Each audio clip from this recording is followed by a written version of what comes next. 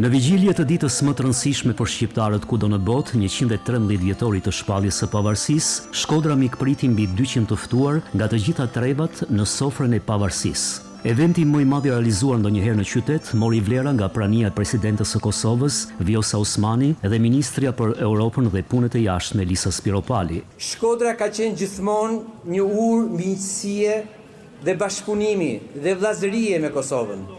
Dhe prania juaj sot është një simbol i fortë i kësaj lidhje që na bashkon në historinë, në kulturë dhe në vlera. Është një moment i bukur për Shkodrën sot që shtron sofrën e pavarësisë.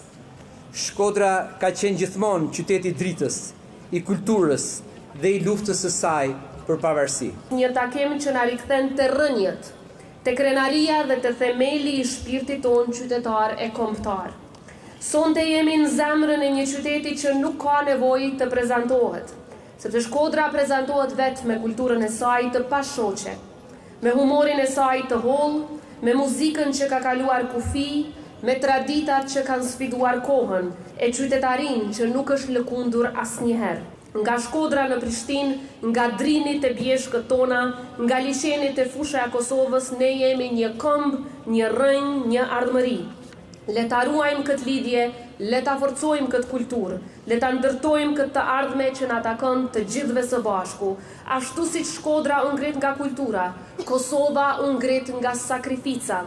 Ndaj sot ecim bashk, krah për krah, drejt një të ardhmeje më të mirë e shpresplot.